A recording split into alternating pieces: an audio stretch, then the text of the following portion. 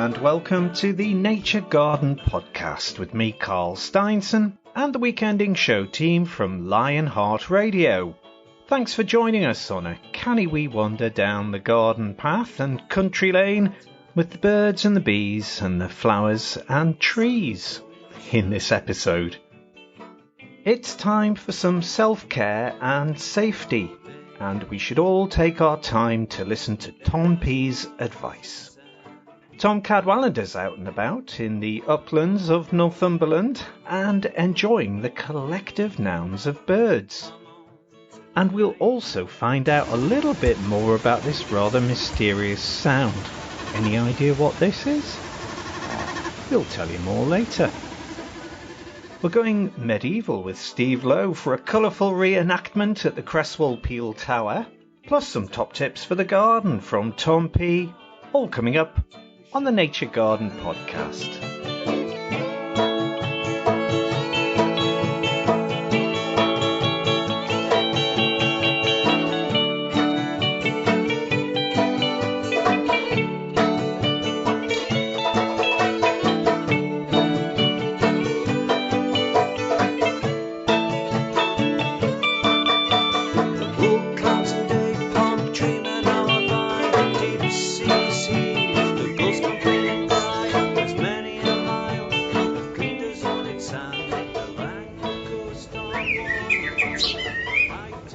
Gardening is creative and rewarding and makes us feel happy most of the time.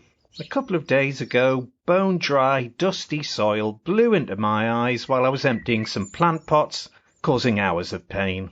It made me think about taking a little bit more care and, would you believe it, this week, as if by magic, Tom Pattinson's prepared his annual address to us all on safety.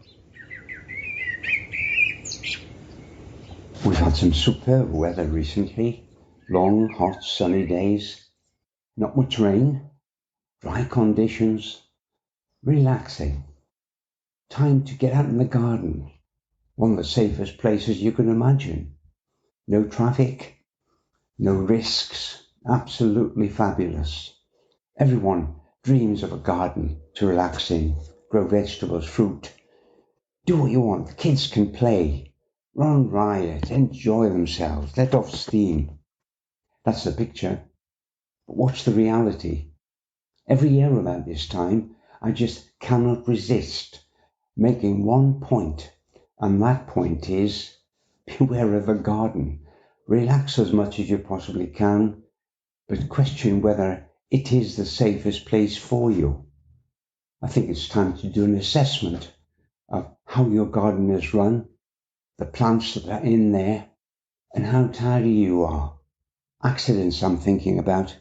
Now I know that's a strange thing to bring up at this time of the year, but I think it's best at the beginning of a summer period when we're all going to be out there relaxing. I think it's time to give you a heads up and say, don't forget. Health and safety risk assessment I'm talking about.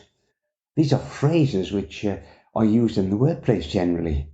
But every year, believe it or not, there are thousands of accidents in and around the garden. How do I know? Well, I see some of them in the newspapers, in the press, in the media. But the Royal Society for Prevention of Accidents, ROSPA for short, could tell you, visit their website about safety in gardens. And they just report, as far as I know, those that are reported. Accidents which take people to A&E or small injuries units. How many times in the garden are you stung by a nettle, have a thorn in your finger, cut yourself, find some glass or an accident with a knife and they go, should I go to A&E or not? Well, what are we looking at? Oddly enough, the last time I read ROSPA report, they named a few, something like the top 10 causes of accidents in and around the garden. And believe it or not, lawnmowers were up near the top there. Flower pots, secateurs and pruners, spades, electric hedge trimmers, plants, tubs and troughs, shears, garden forks, hoses, sprinklers, garden canes and sticks. Perhaps it's time to check your own garden. Take a walk around any of the pathways. What are they like? Are they uneven? Are they covered in algae or moss or slime? If that's the case, there's a risk of someone falling, and this is the most common occurrence. Garden debris, which includes pieces of wood, twigs, broken glass, rusty metal or canes, they're just as dangerous. Has the hose been left uncoiled after use out on the patio or around the garden, or have tools been abandoned? I know it's an old chestnut, but standing a rake against a wall with the metal tines resting on the ground, that's just about the same as setting a dangerous trap for an unsuspecter passing by. Someone unsuspecting that. It could well be you if you forget and tread on those tines. Do you have steps and ladders? Are you climbing to tie in a climbing rose, a tall rounder such as rambling rector? Are you climbing ladders? Are you leaving them around? Are they solid? Have they got a solid foothold when you start to climb them? Those small steps are just as bad as ladders. Think about these things. That's just the beginning. Tom Cadwallender's been adventuring in the Northumberland valleys for a fair old chunk of his life, and this week he's focusing on the lush uplands and big skies in the fabulous North Northumberland National Park. As a young guy growing up in southeast Northumberland, I was heavily involved in the youth club at our local school. And one of the big things that we did was actually, we did our Duke of Edinburgh's Award. And yes, many years ago, I can hardly believe it now. It's such a long time ago. But I indeed did my Duke of Edinburgh's Award. And it's a mix-up of all sorts of different things you have to do. But one of the big deals is actually you have to have an expedition, camping and walking and map reading and compass work and all that sort of palaver. And it was an alien beast for me then, and it took a lot of learning. We had a lot of training, expeditions, mini expeditions, and all sorts of things. Invariably, though, we would focus on North Northumberland, and Northumberland National Park. And we did all our training in this area. And in fact, we had our major expedition. And I got my bronze award and I got my silver. And I didn't quite get my gold. I ran out of time a little bit. But anyway, I still achieved those other two things. But yes, it was the expeditions that really turned me on to the countryside. I used to go camp with pals and stuff like that, but not really doing anything worthwhile. But it was those expeditions. We had to sort of plot our courses with on the map using compasses and all sorts of things like that, and using local landmarks and habitats and whatever. And gradually over time, I got a great affinity with North Northumberland and indeed Northumberland National Park. And I still, to this day, have regular excursions inland to kind of just explore the old hunting ground, if you like. And I find it quite fascinating, just the change and just to feel the quite open spaces. Charles Trevelyan, back in the last century, described Northumberland as the land of the far horizons. And if you've ever walked the Cheviots, you'll kind of understand what he's on about, because there's forever just the horizons just over there, the rolling hills of the North Cheviots, just incredible. And yes, I really enjoyed my tramping around those, and I still do tramp around, not as much as I used to, of course. But I do like to go into the valleys of North Northumberland, and I think that's what the flavour of it is about. You know, there's a dichotomy of valleys in North Northumberland, and they're wonderful. Right from the kind of the north, which is actually spreading onto the Scottish border, we have the College Valley, and if you go up the College Valley, that leads you into kind of the foothills of the North Cheviot, the Massif itself. Cheviot was an old extinct volcano, of course. But if you go up there's two ways up from the College Valley. You can't drive the car there, but you can park at the bottom and walk all the way up. And there's two ways up. One is called the Hen Hole, and it's a great sort of craggy sort of rocky bit to scramble through, and it gives you absolutely wonderful views, and the bird life is pretty good too, and the plants are exceptional. And the other way is through the Bizzle, and that's another rocky outcrop, but it's slightly more rounded. But the Cheviot itself is a big round lump. Next to it is the Hedgehope, which is a bit more steep-sided.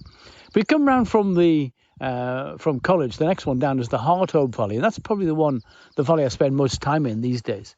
And I like to go up there because in the past it's been heavily deforested, and historically, kind of prehistorically, in fact, the North Cheviots were covered in trees, scrubby woodland, birches and rowans and the like, and those over the years were gradually sort of taken away, and we have a lot of sheep on the hillsides.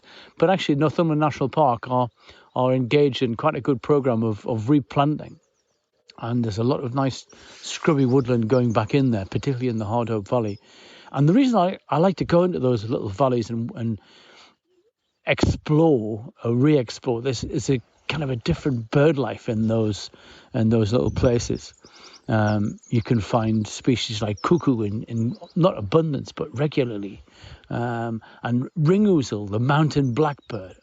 Geez, ringoozles are just wonderful. They're like blackbirds, they're slightly bigger, but they're black and they've got this white crescent around their breast, and they're really quite uncommon. But they're focused in one or two little valleys in North Northumberland, and indeed throughout the west of the county. But this is where I like to go. It's near enough for me. And they're migrants, and they come in sort of late March, and they'll be gone by July time. But it's great to go in there and you hear them chucking. But if you go into those valleys, you're going to see other kind of migrant birds. You're going to see wheatears, the white rump of the wheatear, and the grey hoods. And these are birds which are wintering in Africa, and they come and breed here in this part of the world. It's wonderful. And the other kind of migrant that we have of that ilk is the windchat. Now, you may have come across the stonechat, which is the resident cousin of the windchat. The stonechat is the males have a lovely pink breast, but black hoods and black backs, and a little bit of white flashes on the wings and a bit of white on the rump as well. But the windchat is the same sort of shape, but it has a big eye stripe, and it's more gingery.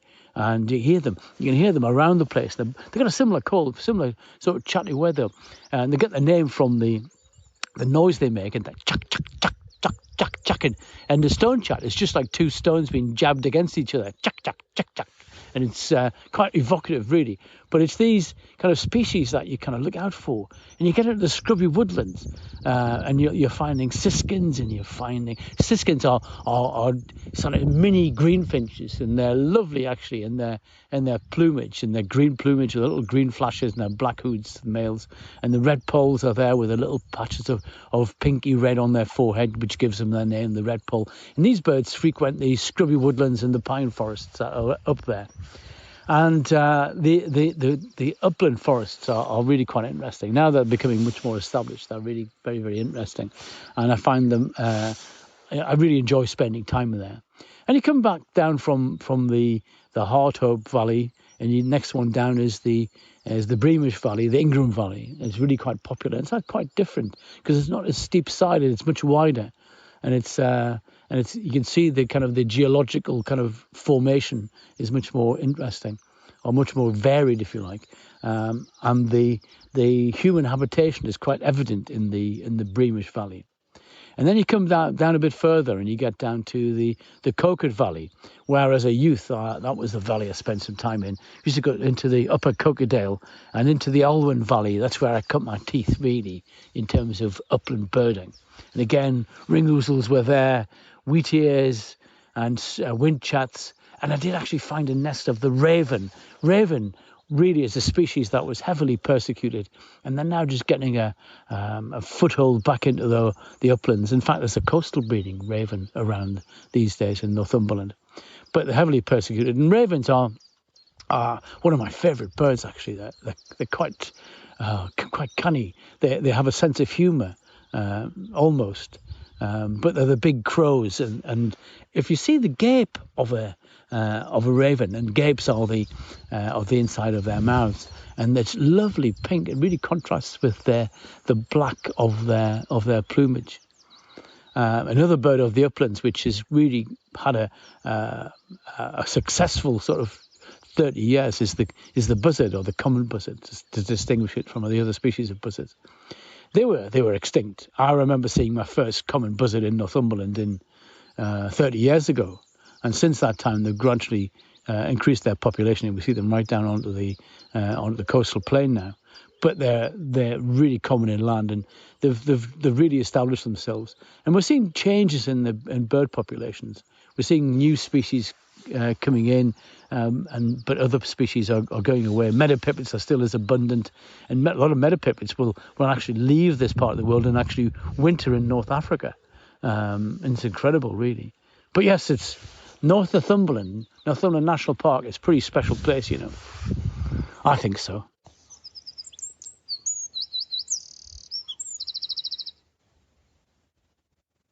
Tom Pattinson is urging us to think this week and always before we snip and mow. Here's part 2 of his safety audit and some tips that could save you a lot of pain and trouble.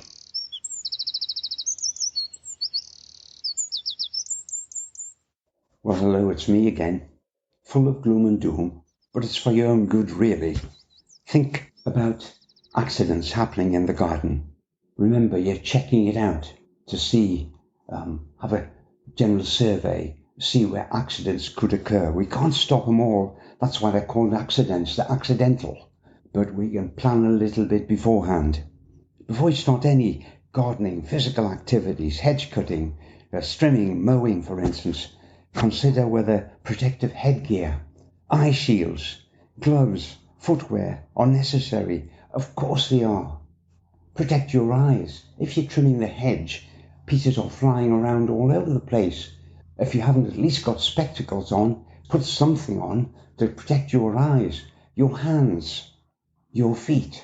If you're lawn mowing, don't do it with flip-flops on or soft shoes, and especially if it's one of those mowers which floats around. My goodness, it's just not worth thinking. Well, it is worth thinking about. If you're using chemicals, fertilizers, herbicides, insecticides, whether they're liquid, granular, or powder form, don't leave them hanging around. Use a type of gloves when you're handling. They must be locked away from children, especially if there are children around. And oh my goodness, please don't think about decanting. If you have a bottle containing a liquid insecticide, for example, or a liquid herbicide, don't even think about decanting it into another bottle and leaving it without a label in a shed where children can gain access. Power drilling tools, I'm thinking about those as well. Those hedge trimmers, the lawn mowers, if you're using them, any electrical appliances, for goodness sake, really, you should have an RCD, a residual current device. That is, you plug it into the main socket, and then you plug your device into the RCD. And if there's an accident, if the blades stick, or any moving part sticks where you're cutting the hedge or mowing the lawn, if, say, you're cutting the hedge and the cord gets in the way and you actually cut through it, or a neighbour starts to talk to you and you get engulfed in a conversation as you're cut through it, there's a chance of electrocuting yourself. But that doesn't happen if you have an RCD attached. It cuts the current immediately. They probably cost somewhere in the region of £20, £25, maybe not even that. What price do you put on your life? I'm thinking about back strain, a simple thing. Lifting. You're going to lift something, move it, a bag of compost, a heavy bag of compost, or something in the nature of a heavy pot on the patio which has a single plant in. Have you got a sand barrel, or is there an easier way of doing it? Don't try to lift it by yourself. Back strain is one of the curses of, and don't keep planting or cutting or bending down for too long. That's a strain in your back. and it gradually catches up with you, believe me. Buy some kneelers, knee pads. There are lots of different possibilities there. The garden pond, I'm thinking of that as well, and the barbecue, water and fire, what a combination. Is the garden pond, is it covered? It just needs to be about a centimetre deep, 30 centimetres deep, a foot, if a child falls into it, and that's it. The barbecue, excitement round the barbecue. I'm thinking of burnt fingers and leaving it unattended. What about plants? I take tours of the poison garden at Alnwick, a voluntary tour, volunteer I am there. And I've had my eyes opened in recent years. I was aware of poisonous plants before, of course, but the simple plants around your garden, which are poisonous to you. I'm thinking of the lupin, laburnum, the sweet pea, the seeds of those. Broom seeds from the cytisus or broom, which had just finished its golden flowers recently. Oh, it just goes on and on. Lily of the valley, monkshood, delphinium, foxglove, they're all harmful. Honeysuckle, beautiful fragrance, but the berries that it forms, they're harmful too. There are other plants in the garden which can give you a nasty burn. I'm thinking of things like rue. You'll rue the day you touched it. You really will. In the daylight, giving you blisters, euphorbia, and things like that. Oh, a whole list of plants. Pick up a book or take a tour of the Alnwick Poison Garden. Pick up a book on poisonous plants. Basic stuff. If you have youngsters running around, grandchildren, your children, youngsters coming to the garden, give it a lot of thought, please. And if there's just one person avoids an accident, and they've heard this, then I'm a happy fellow. After this, I'm going to have a nice, harmless cup of tea, Carl.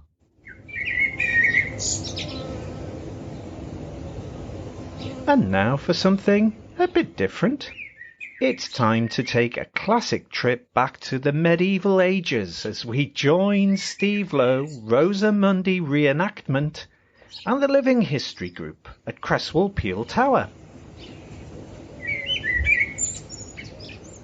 Well, canny day here at Cresswell Peel Tower. The sun is shining. It's a bit breezy, but otherwise it's looking fantastic. And I'm joined by Dave Bowen, who's one of our volunteers and works with us on the Living History Group. Hello. So we've got with us today, we've got a group called Rosamunde. Rosamunde, that's right. It's one of the premier medieval reenactment groups in the country. And they look fantastic, don't they? Oh, they're absolutely amazing. I mean, people that think people used to look all grey and dull back in medieval time, yeah. You should see the palette of colour in their costumes. It's absolutely beautiful to see, and obviously against the backdrop of the walled garden, which is looking particularly nice today. It does, doesn't it? Yeah. And this time of year, it's a riot of colour.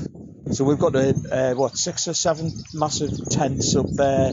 We've got leatherwork, arrow maker. We've got a demonstration of spinning on the medieval great wheel with various different types of fibre. So spinning linen fibre, silk. They've got silkworm cocoons, and they're actually giving demonstrations of how you extract. Baking in a traditional clay wood-fired oven. Right. That's what the smell is. The smell just on the wind. It's absolutely marvellous, and I ate one of the buns yesterday and it tasted delicious. Really? Yeah. Oh, well, I don't know where I was at that time, probably stuck upstairs probably, but yeah. Or maybe I was stuck in the stocks.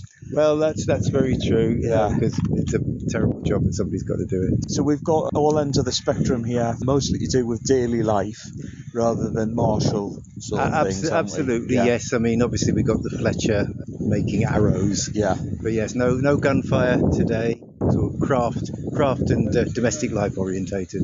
Well, thanks, Dave. I hope the day goes really well. We're just at the start of it, so fingers crossed, mate. And thanks for all your help as well in getting this organised. You and Peter and Lynn, everybody have done a grand job. It's been an absolute pleasure, Steve. Cheers, mate. Thanks. Cheers. Hi, Ian. Hiya. You all right? Yeah. You're with Rosamunde. I am. Yeah. Yes. Tell us about Rosamunde.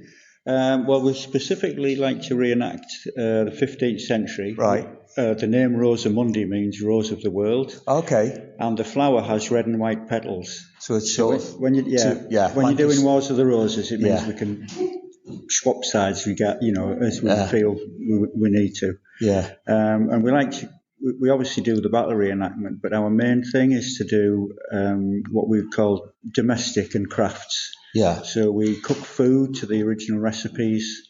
We recreate the crafts, like I usually do fletching. There's people doing calligraphy, and we even mint our own coins. Oh, fantastic! Right, I'll be over there for a few. You make yourself a rich man. Yeah, absolutely. So it's you've been doing this for a little while, then? Yeah, quite a few years. We started in the mid-90s with an event at Richmond Castle with English Heritage. Oh, nice. And it all sort of happened more or less at the same time from there on. We did a TV programme as well for Stop, Look, Listen, it was called. And after that, we sort of expanded, bought tents of the medieval style, so we could actually live in the tents and stay places. And you've been staying here, haven't you? We have. We've been staying in the walled garden, which is nice. Excellent, Good location. And it means we can then basically set up, stay in the tents overnight, and we're ready to go for the public in the next morning or however long we're at a particular site. Sounds fantastic, to be honest with you. I mean, it looks fantastic, I've got to say. So what are you wearing? Pretty well 15th century gear. I'll start at the top with my hat, which has a guild of Fletchers. Yes. And the boar from the boar from Richard III. Yeah. And then, as a slightly older chap, I usually have this, which is like a hair cover called a coif. Coif, yeah. Younger lads tended to not wear them at the time. But they were almost unisex. Yes, women tend to always have the hair covered. Having your hair covered was seen as a sign of being a decent person. Right. Okay. Well, I trust you now then. You're safe. Yeah. And then after that, it's doublet and hose. And underneath there's a thing called a paw point. Yeah. Which means 4 points. And that's to hold your hose up, so there's no braces. Everything's tied on with little ties. Tied to the top. To the top. Yeah, right. And how comfortable is that? When you first wear it as a man, it feels really uncomfortable, but you kind of get used to the oddness of it. Yeah. And then the hose themselves, which are very hard to describe. Sort of like people think of them as like almost like a stocking. Yeah. But made of wool. Yeah. And then mine are footed, so I have basically it goes all the way down your leg and into your foot, so it's like a onesie. Okay, right. Is it itchy? Oh. No, the wool is boiled, so it's actually quite soft. So it takes away that, yeah.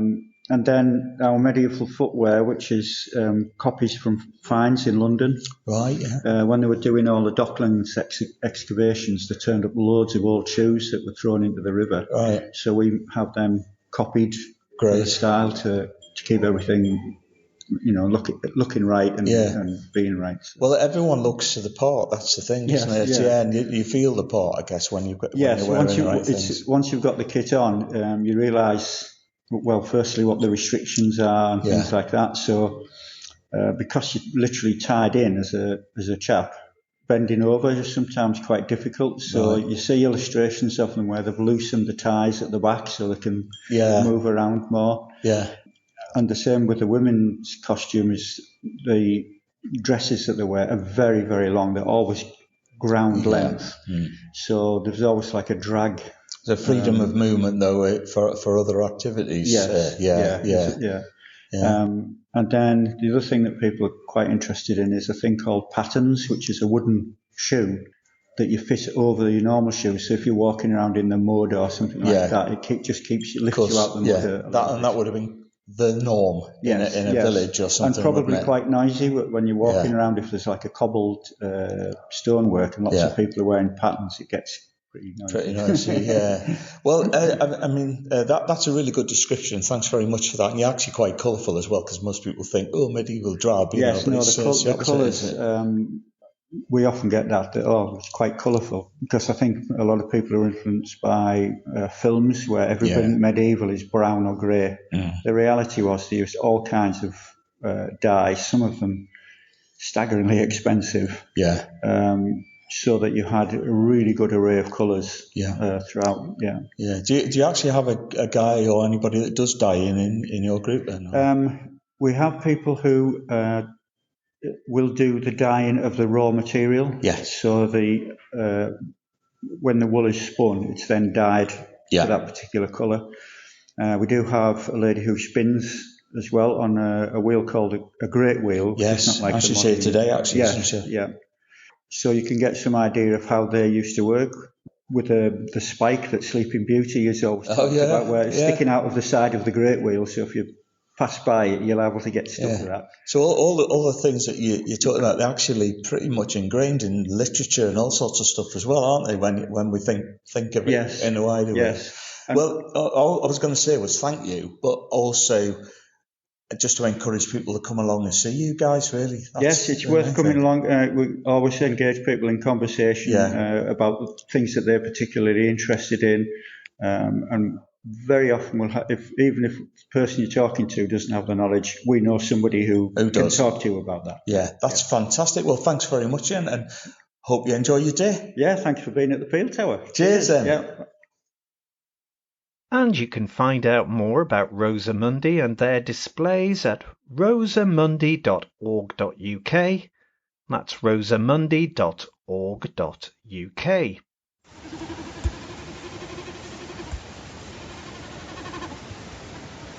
The incredible sound there of snipe drumming. I had the pleasure of hearing that in Scotland just after Easter. And now, well, from our own, very own, gaggle of field reporters, Tom Cadwallender's here to tell us more about the amazing snipe and the collective names of birds. Over to you, Tom Cad. You may remember I've mentioned this countless times before. I'm fascinated by the seaside, coastal environments, and I live my life almost by the seaside. And I'm out on the shore almost every day, and it's fantastic. And I've mentioned before about volunteering on Coquet Island. In fact, just last month I was kind of waxing lyrical, I think, about spending time on Coquet and helping out with monitoring of birds out there. But the thing that's popped into my mind this morning is that whilst I was on Coquet Island, I was surrounded by a committee or committees of terns, sandwich terns, rosy terns, common terns, Arctic terns. They're all there squawking away, and when they lift, and they do that on a regular basis for no apparent reason, it's called the dread. So you see these clouds of terns, and they're sometimes called kettles as well. But it's a committee of terns. But also, whilst I was on the island, we kind of wandered around and checking out things. We had a pandemonium of puffins, and that's the collective noun for puffins, a pandemonium. And the collective noun for terns is a committee or a kettle.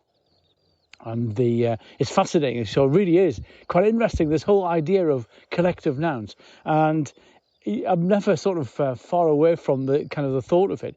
And here this morning, it's really quite early, and I'm doing more survey work. And it's inland, and I don't get a chance to come inland very often. But when I do, it's absolutely magnificent, because you might be able to hear there's some cattle behind me, sort of mooing and roaring and whatever. But if you just listen so closely, I don't know if you can pick it out. Skylarks singing. I'm surrounded by an exultation of skylarks. Can you hear it? Yeah, there's a little squad of them here. They obviously there's been a hatching, and they're all up in the air singing away, and it's absolutely glorious. It's wonderful, and it's a great privilege to be out here. And so an exultation of skylarks. That's another collective noun, if you like. Can you hear them? Oh, wonderful, absolutely wonderful. Also in the background, you may well be able to pick out reed buntings. They're sip, sip, sip, sip, call. And sedge warblers with their kind of typewritery, chattery way, sort of as they kind of they shoot through their song. We're getting a little late in the season now, in the breeding season, so a lot of these birds are kind of just going through the last throes of their breeding process. Oh, I can hear some meadowpipits too squeaking. But the other thing I've been hearing a bit this morning, I've heard the goldfinches. They have a little tinkling noise. And goldfinches, the collective noun for goldfinches, is a charm of goldfinches. Oh, that's so evocative of kind of how they tinkle and as they pass through. The another thing that I was thinking of, and I've just picked them up relatively recently because they went quiet for a while, that are long-tailed tits. And I don't know if you're familiar with long-tailed tits, but they're almost like lollipops because they've got quite long tails and they're quite small bodies. And as they fly, they seem to be just sort of they have this sort of this trail of a tail behind them. And they went quiet for a little while. Obviously, they were breeding. Away in the woods and hedges and so forth, and they've just started to reappear. And if you listen closely, you can actually just hear the little kind of the contact noises they make. And these are kind of just so quiet. But if you listen, you know, you can hear them. But the collective noun for long-tailed tits is a tribe. So if you see, which is quite fitting really when you see them travelling around. And they'll go in lines, and it is a tribe of long-tailed tits as you see them going through little bits of scrubby woodland or hedgerows or that sort of habitat. And it's really quite something. And you see them sort of making their way through, and they're so cute. And hey, I tell you what, I'm not a great one for anthropomorphizing, but I think they're cute. So yes, long-tailed tits with the tribes of long-tailed tits. And the nests, interestingly, the nests are sometimes described as nests of a thousand feathers, because they're almost entirely made up of feathers they've collected on their little journeys around the place. But it's interesting. If you keep your eyes and your ears open, you can find all sorts of things, and there's all sorts of folk stories about birds and their habitats. And I'm just looking around this little bit of scrubby woodland on the edge of these fields. The fields are full of rape. And there's a few beans in a field across the way there. But there's a nice little bit of wetland associated with this bit of farmland, and it's got juncus in there. But also, I've been hearing the drumming of snipe. Snipe are wading birds, and they're kind of really quite secretive. But if you're kind of just settled down there, early mornings and evenings are the best. You can hear them drumming, and the drumming is the vibration of their tail feathers, and it's part of their display. And they will kind of go really quite high in the sky, and you can hear the kind of sort of noise they make. But when they're on the ground and they have this little contact noise they make, it's and it's kind of funny when you what is that, you know, you kind of oh yes it's a snipe. And snipe, if you're not familiar, are wading birds, as I've mentioned, and they're round and they're not very big. They're about the size of a kind of blackbird sort of size, but they're cryptically plumaged and they're stripy and they're beige and browns, but they've got incredibly long bills, and they probe into soft mud looking for invertebrates that live in the mud. But their plumage really reflects where they live. They like to live in these damp hollows, which we still have in decreasing sort of quantity, but we still have them in certain places. And these little wet, damp hollows are filled with or can be filled with juncus. Juncus is a damp, loving plant, and you always recognise where a damp area is when you see little groups of juncus growing there. And juncus is quite a succulent, really. It's got fleshy leaves and quite long and spiky.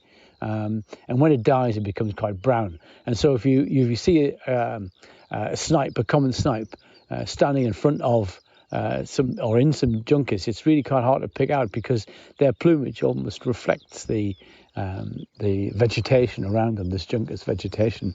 So yes, you've got to be sort of quite sort of on the ball really to pick them out. And in the wintertime we get jack snipe, which are slightly smaller, and they come across from the continent to winter in this country. And we also get woodcock, which are a bigger version of the snipe, and they're kind of this beigey, gingery brown colour, and they're a little bit bigger. And these birds, actually, I've just remembered, they've got an amazing thing. they've got their, birds have their eyes kind of well down their faces, but actually these snipe and woodcock have got their eyes quite high up their heads, and that allows them, it gives them 360 vision. So yes, there's a wealth of birds out there to look just on farmland and farmland fringe. So I'm here doing some survey work, and the majority of birds I'm seeing, I'm hearing, and you can hear them, skylarks. Fantastic. So it's still going to be summer for a wee while longer, so get out and hear some skylarks. Gan canny, folks.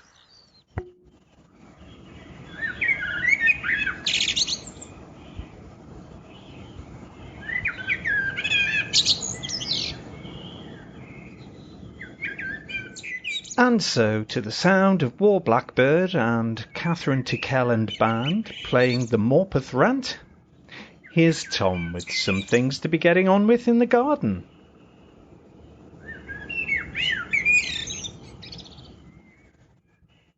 So it's jobs for the week time.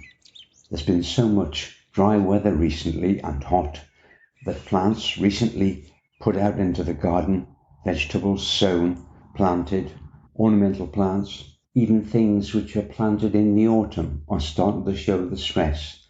If there are no water restrictions, try to keep those that deserve to keep going alive. Try to give them water first. Get a list of priorities for watering, as long as there's no water restrictions, because you're going to lose them, unfortunately. That's really important, first and foremost. My strawberry plants, which were put into a new bed just about 3-4 months ago, they've been feeling the pressure, getting some lovely strawberries from them, ripe strawberries already, and they're netted against the blackbirds, of course, but they've been showing stress, so I've had to water those just to keep them going. Indoors, under cover at the moment, I'm also keen to keep the tomatoes going. They droop at the slightest hint of no water. During the day, sometimes you have to water them twice in a day at present. Ventilate the greenhouse as much as you can and damp down the floor. If it's a flag floor, we're lucky to have a flag floor, then put water on there. It helps build humidity, keep down the heat. The tomatoes, they'll drop their leaves very quickly, but if you catch them in time, they recover. One of the things you'll see is 1 or 2 fruits maybe, if the soils have been allowed to dry out around their roots, they may have blossom end rot, but that affects individual fruits on there. A dark patch appearing at the very tip of the fruit and spreading gradually. It just affects individual fruits, so just remove those if you suffer from that. I'm also removing some leaves from the tomatoes at the moment, lower leaves. When I first planted them, there was quite a lot of space between them. Now there's quite a thicket developing. We've got the 4th truss on the tomatoes developing. The first truss lower down, they're not ripe yet, but it's time to remove some of those lower leaves with a sharp knife, which I'm going to do so I have a fair view of the pots, so I can water the pots. I also water the substrate border in the greenhouse, which the pots stand on. That has to be done daily, sometimes twice daily. I am feeding once a week. I'm alternating between a liquid feed and the powdered feed.